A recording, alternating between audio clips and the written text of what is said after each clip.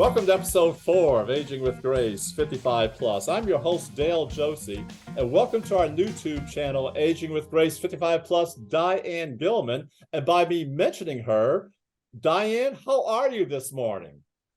Oh, I'm so excited because honestly, this episode is going to be all about having a passion for fashion, but how to fulfill it after 55, because we're the invisible woman. I swear, no one pays attention to us.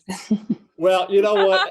Everybody has paid attention to you, madam, because Diane. I've got a big mouth. That's why. No, well, as your co-host, I'm not going to comment on that. But what I can say is this, madam, is that because of your design ideas, you created DG2 denim jeans for women, and folks, you'll recognize Diane from her career of 30 years on QVC and HSN. And Diane, before we go to our special guest today, who's very patient, you guys got hammered by a nor'easter, and you also have some bad weather coming your way, correct? Well, I'm excited about it because there's actually, because I'm indoors and dry and happy. Right. But I was out last night for dinner and getting sopping wet. But there's snowflakes flying in the air, and we haven't had it all season. And I was just saying, I've had my snow day outfit together for months now. It is still hanging on a rack, and I'm thinking if it starts snowing heavily again, as it kind of was this morning, I'm getting dressed up for the snow. Going out to Central Park for at least 5 or 10 minutes. So I can't wait. They'll love you in Central Park. I guarantee you'll be by yourself. But what was not by yourself, I'm sure you and millions of others saw the Oscars last night, a couple of nights ago, which is going to be a perfect segue to our guest from Net-a-Porter. But Diane, you saw the Oscars. Thoughts, especially Michelle Yeoh had an amazing acceptance speech. Okay, so here's what I thought to myself. It was historic for one reason, for me personally, which is Angela Bassett, into her mid-50s, breaching 60, and Michelle Yeoh, who I remember from 25 years ago in Memoirs of a Geisha, and even then she played the older geisha who was no longer, on the market and getting supported by men. And that to me is the statement where there used to be an impenetrable brick wall for talent, female talent in Hollywood past the age of 40. You now have 2 mid-50-year-old women looking buff and great, and guess what? Relevant. And they're both up for the highest honor in movie making and acting. That to me was the pinnacle of, we're making a little baby step forward here and starting to get recognized. So for me, it was kind of thumbing the proverbial Hollywood nose at ageism. And actually, both of them gave interviews, and somebody said, well, what about getting this award? What would you say? And Michelle Yeoh said, I would say, hang in there. You never know when the pinnacle is going to happen. And, that's how I felt when I designed Baby Boomer Jean at the unheard age of almost 60 years old, in a fashion industry that didn't care about anybody past the age of 50 and didn't expect you to still be working. So you know what? What? You got to be in it to win it. In it to win it. And when you talk about in it to win it, there were some incredible fashion houses there, Christian Dior, others, the list goes on. I don't want to give anybody free plugs, but that'll be a perfect segue to somebody who does work for some serious couture fashion houses. Diane, introduce our patient guest, please. Okay, so Alison Moed actually did work for Christian Dior and was sort of a bespoke counselor and guide, so that if you wanted something that was sort of made and designed just for you, Alison was there to facilitate it. And I met Alison because during COVID, I wanted to shop. I couldn't in New York City. And so I went online to Net-a-Porter, which was the first online luxury fashion retailer. And Alison is in a very select group. There are 2 or 3 personal shoppers, and Alison has really guided me, helped me out when I had a major event or a big speech to give where I felt that I was walking into a room that was going to be very judgmental. It was like, yikes, Alison, help me, what do I do? So without further ado, I want to introduce Alison Moed, who's truly has such a gift for fashion. And you know, Alison, we were talking before the show, and you said something that so resonated with me, which was basically, you dress for yourself. You dress to give yourself joy. And that's how I always thought of designing. It brought me so much joy. But you know what? You get to a certain age where you can't find that joy factor anymore because nothing is designed for you. What happened to fashion? I just, you know, it's like we cannot get over that youth boom. So I drew up a list for Alison and I said, here's where I see fashion today. It's only for the young and perfect. I look at all these websites, I see cutouts, bra tops, totally sheer, meant to be worn with no underwear, midriff bearing, micro minis, grossly oversized, short shorts, bell bottoms, one shoulders that can't be worn really with a bra, What? sky high heels again, 7-inch heels. Well, you're saying no, but you probably love them as a guy. And real fur again. Alison, are we little fashion hamsters on a treadmill that never ends? I ask. Unfortunately, I think we're kind of at the mercy of the way that these designers kind of just want to push the fashion agenda forward. And even as we were speaking earlier, the Oscar dresses, you could see they were still very sheer, very opaque, very kind of like sequins with little boy shorts underneath. And, you know, you're now at the Oscars, you're not at the SAG Awards, you're not kind of at any other lesser award ceremony. You're at the main event. So why are you still dressing like you're a child? You are a grown woman, a successful woman. Stop wearing sheer clothing to these award shows. But Alison, they all have personal shoppers and people that help them dress. And those people are pushing that agenda. And I say to you, as somebody who stepped out of my comfort zone, which was being on tele-retail, I could have done it forever. But I wanted to just go into a wider communication path. When I look at what is offered to me, and yeah, I'm in my 70s, but I'm still in pretty good shape. There's almost nothing. And honestly, I will tell you, I used to spend a lot of time shopping in stores. And I loved it, drifting through a store, looking at this or that, dreaming, but the brick and mortar is kind of over. However, I now spend probably triple the amount of time online because I can't find anything I'm ever going to fit into. So I'm asking you this, and I know that you're not 55 yet, but we're all trending higher in those particular numbers.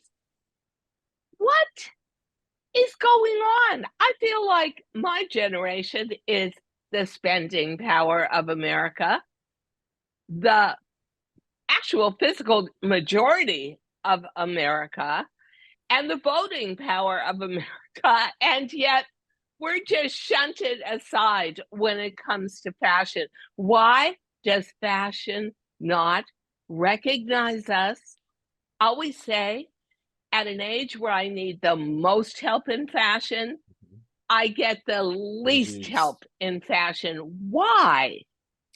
I don't know. It seems like for some reason, designers are targeting very young to capture the audience and then continue with them through their life journey.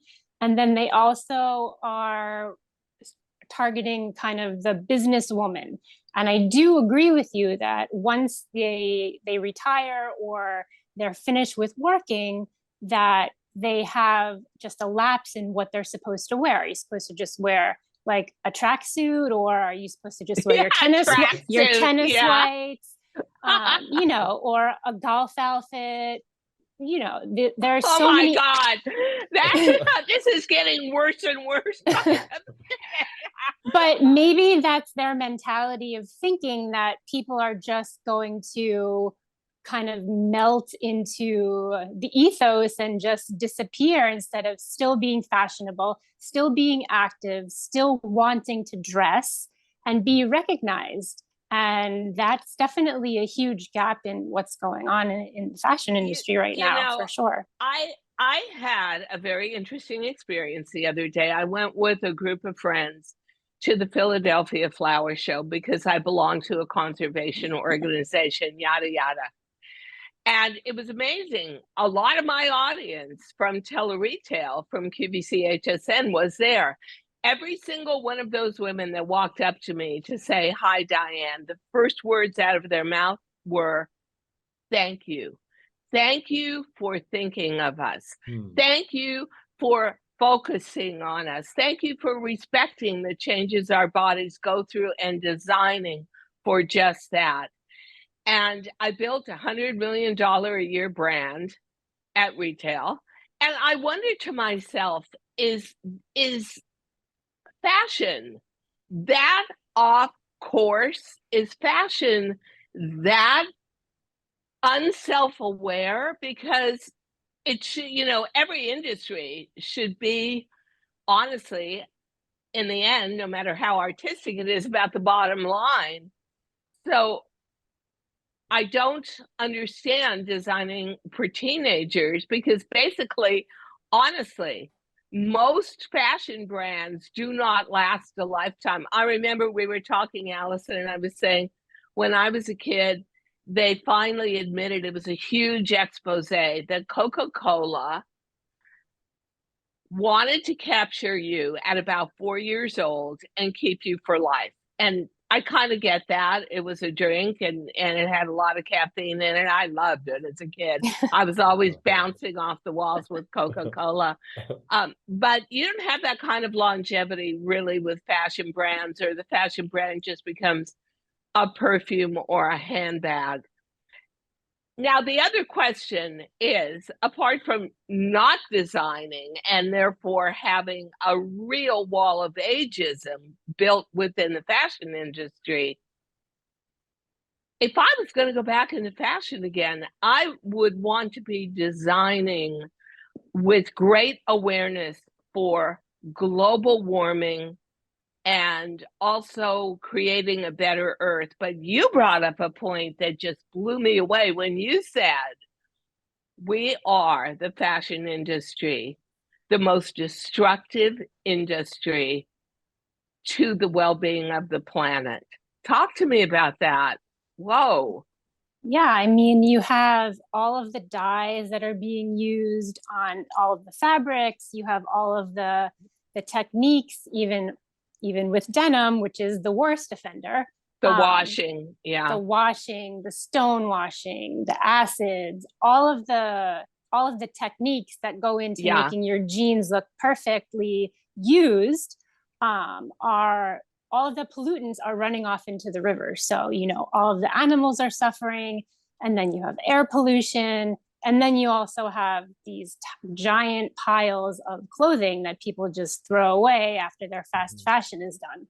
So it's definitely a problem. There are some designers that are trying to be a little bit more eco-friendly. You have Iris Van Herpen, who does a lot of 3D clothing, which is absolutely fantastic, and it's couture. It's stunning. You know, Stella McCartney with Adidas has been doing a lot for the earth as well, and even her own line is vegan. So there are small steps to be taken. However, I don't think it's going to apply to the majority of fashion anytime soon. Let me say this, and first of all, for our listeners, I truly hope that you're enjoying this segment of Aging with Grace 55 plus. Diane Gilman, this segment with Alison Moed from Net-a-Porter. We're talking about fashions this morning, and guys, please like this channel. Please subscribe to this channel where you can continue to hear and get information and dialogue with Diane Gilman, whom you'll recognize from 30 years on QVC, where she built a $100 million empire selling DG2 denim jeans for women. So back to your point, Diane, I want to kind of ping off of that with Alison in terms of the environmental impact. Is that why a lot of our clothes come from Vietnam, China, offshore, where perhaps the EPA regs are a little bit more relaxed than they are here domestically? Of course, it's also because of labor. Yeah, that's a side point. But is that also not? Yes, no. Yes, it was all about the kind of washes you could do. Made it a $400 or $500 jean if you made it in America, because we had pollution laws where China, honestly, at the time we went there, and I fought going there tooth and nail. I liked my production in America, but it doesn't exist anymore. Yeah. So it is, you know, I want to say that I felt in a way when I left my industry that it was an industry that needs a shakeup. And I would ask you, Alison, COVID to me really shook up the industry. Would you agree with that? 1,000%. I mean, both ecologically and mentally, and just in the fashion industry overall. You could see all of the studies that were proven to show that the pollution was significantly reduced from everybody being at home. Seriously? Wow. Oh, yeah. Wow. It was a drastic difference. So, you know, there's a lot to be said for working from home or just not consuming so many things. Yeah, it's amazing. Yeah. You know, you're comfortable, you're more productive, you're not chained to somewhere where you have to be sitting when you're finished with your work. So, which means that I am wearing a cashmere twin set, but I'm sitting here in sweatpants. And you look happy. And you look marvelous. Diane, you look marvelous. Nobody knows unless I tell them. But you know what? Alison made a list, which I almost totally agree with, for what the 55-year-old woman can get from fashion today. And I do want to say, Alison, that one of my great loves right now is rebranding myself from being connected to a very layered corporate structured company to being my own mini entrepreneur again, so I can go a little more relaxed. And I think that a lot of 55-year-old plus citizens, male and female, find they get out of the corporate market. Corporate doesn't really respect you if you're above 50 anymore, unless you're the CEO. And how are you going to rebrand yourself? And I think you would agree a big part of that is the visual of how you put yourself together. So Alison said her go-to fashion trend suggestions are a great blazer. Couldn't agree more. Love blazers. See them? I see them, Alison, as a suit of armor. They hide a million faults. My fat middle, my big waist, my rounded tummy. Okay. Classic button downs. I agree again. One thing I always went after when I was designing is I wanted to do a shirt that never needed to be ironed. But you want to know something? The chemicals you had to use for that were so polluting, nobody would even speak to me about it. So down with that. Straight leg jeans, I'm going to go for a skinny jean. But I think we both agree, if you're wearing any kind of heel, you could kill yourself in a bell bottom. Yep. I got my heel stuck in when I was going to the theater this summer, and oh my God, that was not a good scene. Leather jacket, love it. And you know what? There's a lot of leather blazers out today that are really good looking and vegan. So you can actually, it looks so authentic, but you can wear it in the rain. Now, you say a power suit, but here is my issue. My waist and middle and tummy are so much bigger than the rest of me. It's where I carry all my weight. I can't put a suit together. I get the jacket in a size 8, but I have to go to a 12 or a 14 for the pant, and by then I'm lost. This is so depressing, asked my tailor in my dry cleaning store if they could like put a big V in the back of the pant and put elastic in, kind of like a backward pregnancy pant. But they said no, they couldn't do it. Okay, really? Okay, I'm admitting it. I'm admitting everything. There'll be nothing left to know about me by the end of this segment. Trench coat, absolutely agree. A trench coat to me is a complete essential. And then the last, you hit it on the head, Alison, cozy sweaters, because they never scream back at you. You gained 5 pounds. You shouldn't have eaten that giant steak. Oh no, no more chocolate for you. Yeah. So I think no matter where you are on the economic scale, with fast fashion today, you can look to high, but dress low and come out looking pretty good, or make that investment in that power suit or that great blazer.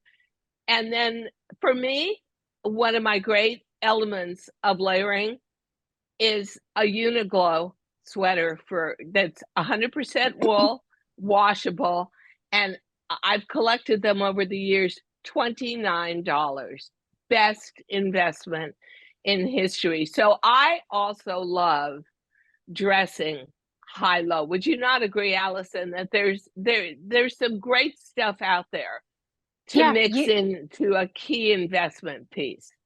You have to dress high-low at this point because the prices are so astronomical that even just trying to buy basics, you're already putting yourself in the thousands of dollar range. And it's just not necessary. Like a basic white tee, or like you said, a sweater, any of these basics, you can definitely go and find them and then just focus on a few key pieces to upgrade your wardrobe. Or, you know, if you are investing in a power suit and you have the luxury of doing a bespoke suit, I highly recommend it because it's fit to your body exactly. So, you know, that will always... And the fabric is so divine, and the construction so amazing. But I will say one thing. Alison and I celebrated Fashion Week together and went to a major fashion show. Thank you for inviting me, Alison. And everybody said to me, "Oh, Diane, you can't sit in the front row in another designer's blazer. You've got to wear the designer," who I'm not going to mention. I pulled out a blazer from 25 years ago that this designer had designed, and at the time, being much younger, and I invested in it. And you want to know something? It was almost literally there in the fashion show. So I do say, for anybody that's in their early to mid 50s, finds that they're going to leave the corporate world and rebrand themselves, make that one amazing investment purchase. And trust me, the fashion industry is not exactly galloping Yeah. into the future with mind-boggling inventions. You're still going to be able to wear it a quarter of a century from now. With that said, and Diane, I'm going to let Diane have the last question. And as she's teeing that up, our session is coming to an end, Alison. So let me ask you this. You guys talk about dressing high to low and just the whole fashion industry in general. And before Diane gives you the last question for our segment, is not fashion about fantasy? Are you not projecting in terms of what you wear versus reality? And how does that square from your professional opinion? Great question. Yeah, very good question. For me, every day that I wake up and get dressed, I'm obviously in a very different mood from day to day. So today was gray outside, so I decided to put on yellow and this bright blue blazer to kind of like cheer myself up. Or some days I just am head to toe black, giving off the vibes of like, don't talk to me. So I feel like definitely it's it's a way to bring out the expression inside that maybe sometimes you don't know how to either voice or have an outlet to show. But by getting dressed in the morning, you're saying to the world, this is me, this is my world today, and deal with it or don't. So that also goes back to the point of me saying that you're dressing for yourself, whether it be even just a pair of socks that are special to you, that make you happy when you put them on. Any kind of little touches, I think today in the environment of what's going on in the world, something that makes you happy is something you really need to invest in and spend the time doing every day, whether it's 5 minutes, putting the socks on, or, you know, putting a special hair clip in. Any kind of things like that to me are going to just enhance your mood, make you feel great about yourself, and then you can go on and carry on about your day. Yeah, I must say that I never, until I really left the corporate world, started dressing in color. This is totally new for me. So new, it's probably, you know, maybe 4 months old at the most. And you know what? It's an expression of, yay, I'm free. Yeah. I mean, you look like a dessert plate in Positano. I love that. You're just like this ray of Italian sunshine in the summer, like just beautiful colors. Love that. Oh my so God. I'm going to give you my very final question as a dessert plate. And my question is, COVID taught us that we don't really not only need that much, but actually you're living your everyday life in you know, non-fantasy clothing. Will the industry ever recover from COVID? Because the fashion industry took a huge hit.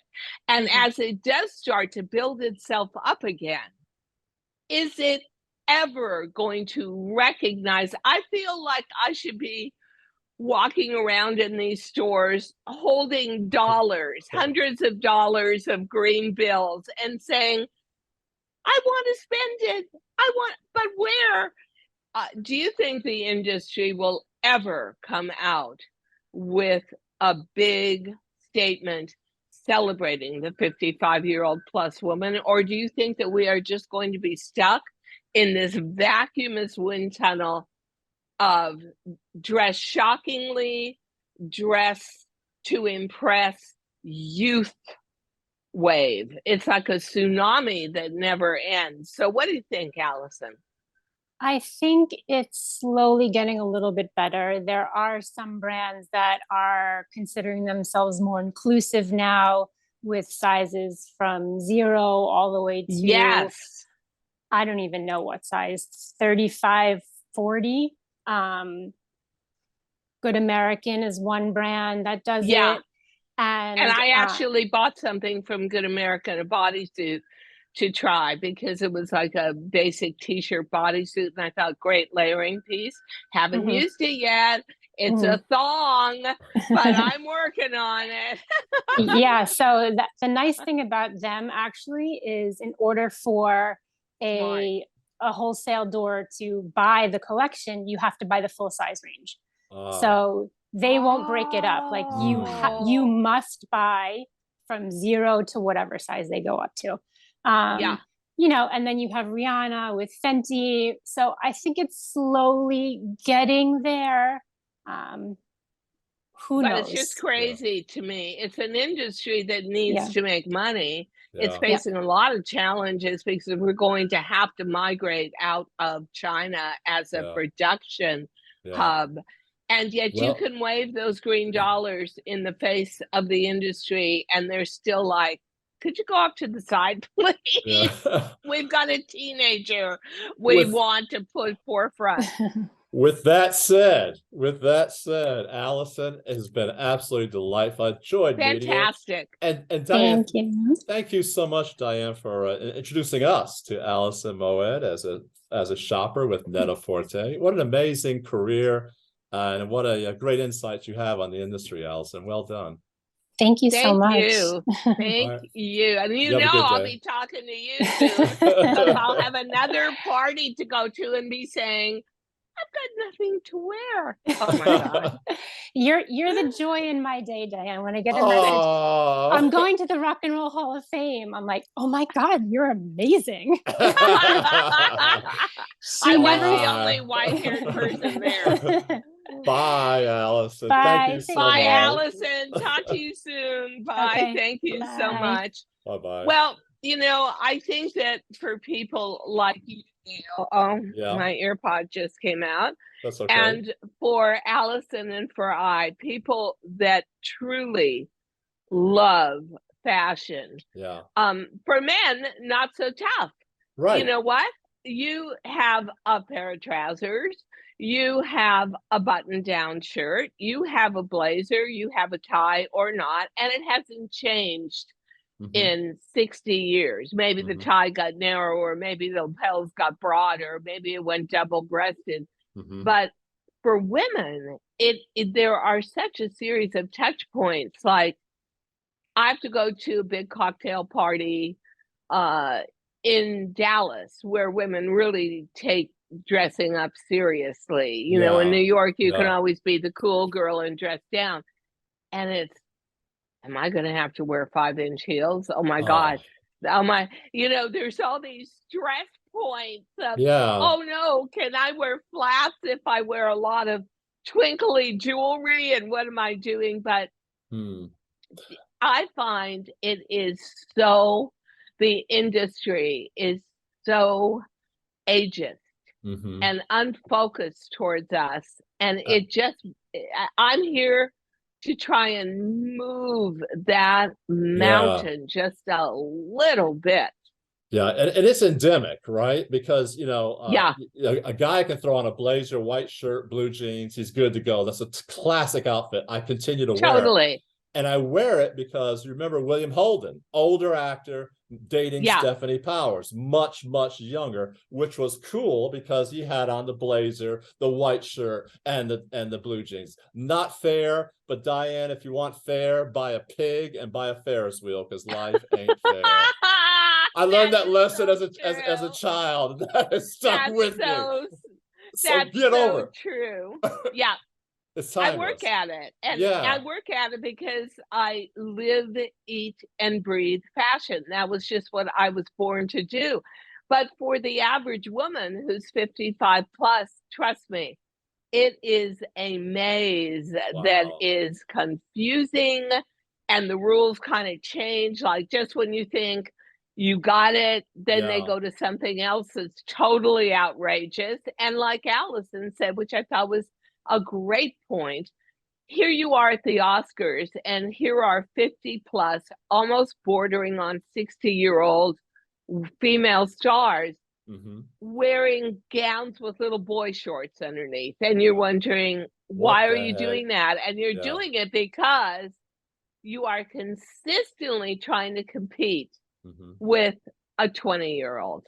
So we've got to have, if enough of us kind of rebel and speak up and start to figure it out for ourselves, the industry is bound to follow at Agreed. some point. At some point. Well, let me ask you this. I want to delve into something else, because you guys talked Yeah. about this concept of dress high to low. So, and Oh, Diane, yeah. one of the things we like doing in this series, Aging with Grace 55 plus, Diane Gilman, which, by the way, folks, you can see not only on this YouTube channel every Saturday morning at 10 fresh episodes, but you can also listen to our companion podcast series of the same name, featuring Diane Gilman, who, as you know, she's a fashion, absolutely a fashion, amazing creative woman who created DG2 denim jeans for women and sold 19 million pairs on 20 million pairs. 19, 20. I'm glad you clarified Yeah, that. 20 oh million pairs. well. But well. But yeah, but here, what's a million between friends, right? Yeah,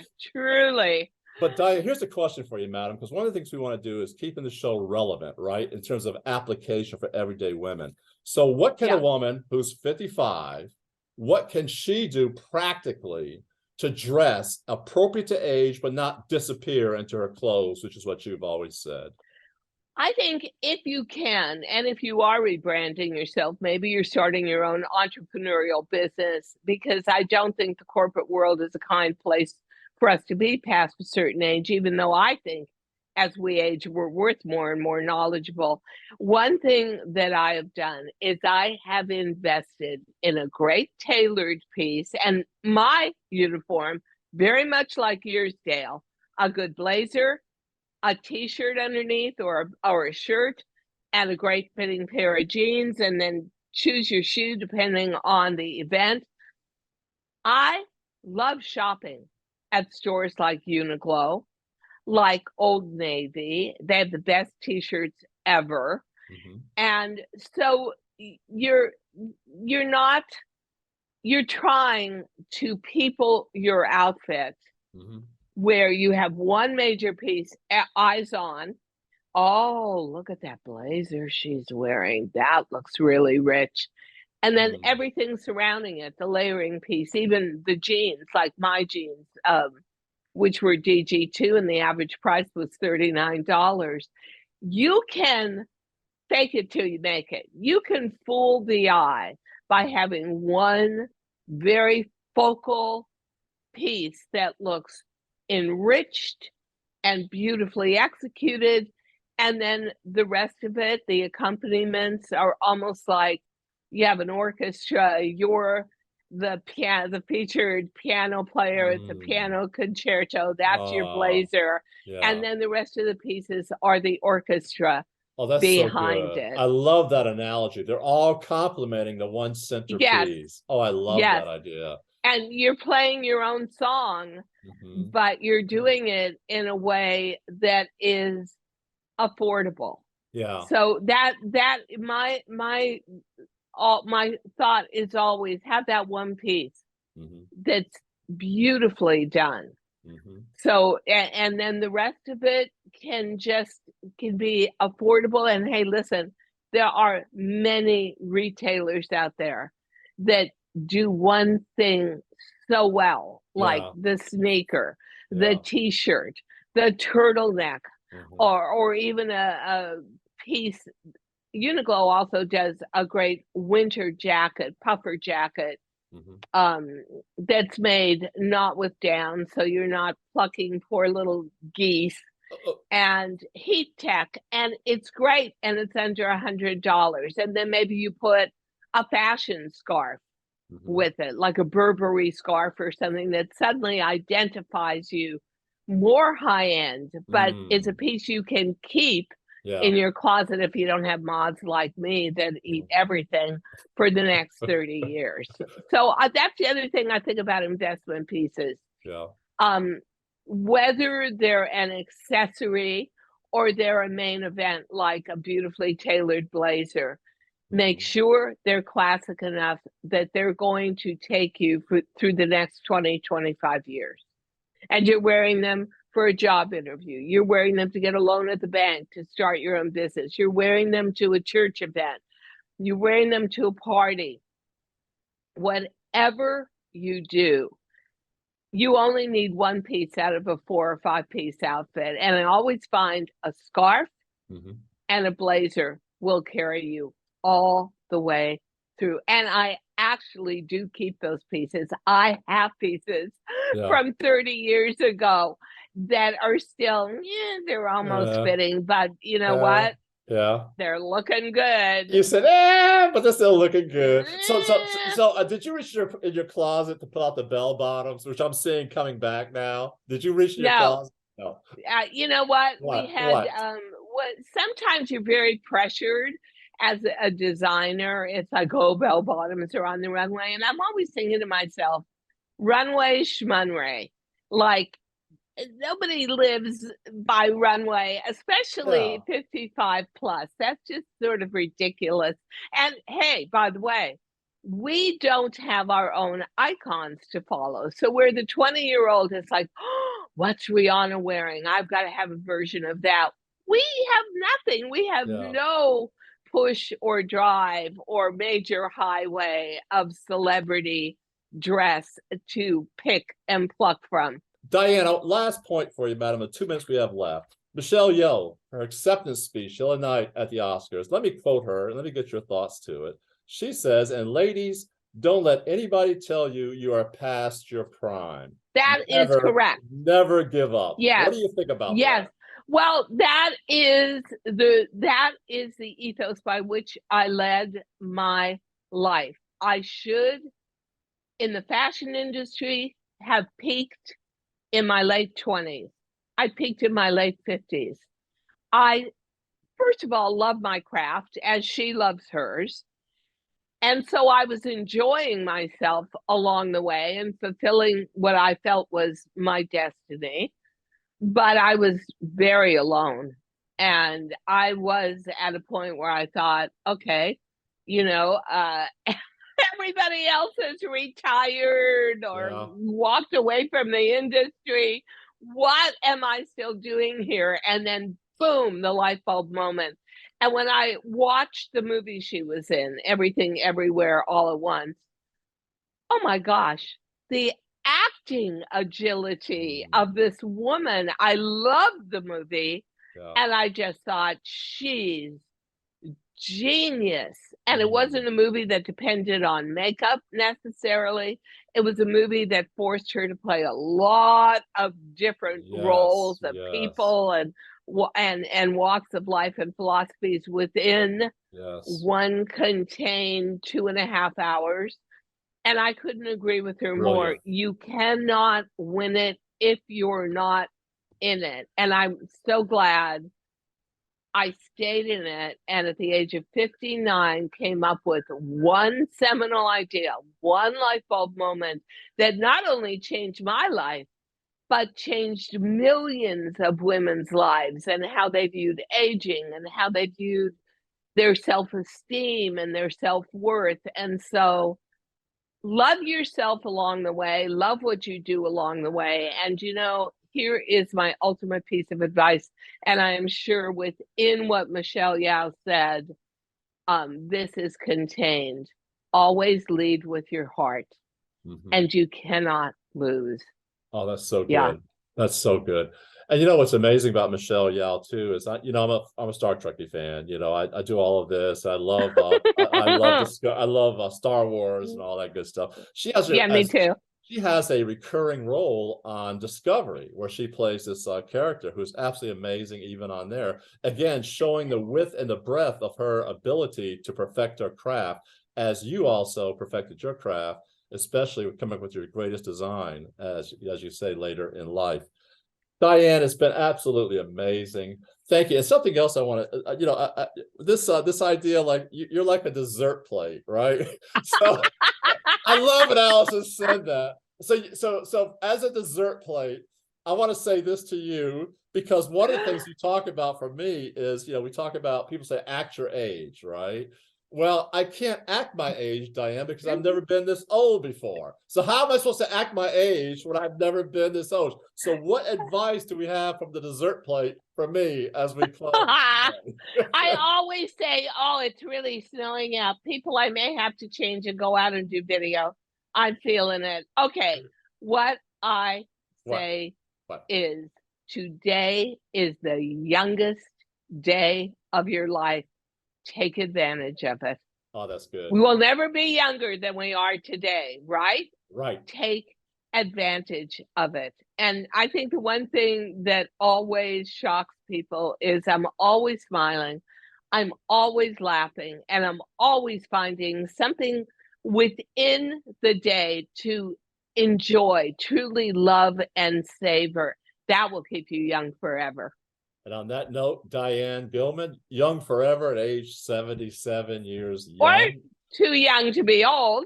That's right. Whichever way you want to put it. There you go. Let's leave it at that. We'll see you guys next week. Again, Yeah. please subscribe to our channel. Click that you like it, subscribe, follow us, and share with other people what we're doing here, because this is a lot of fun. And we want to continue to not only have fun, as you saw today, but also bring you information that you too can use as you continue to age with grace. Diane, till next week.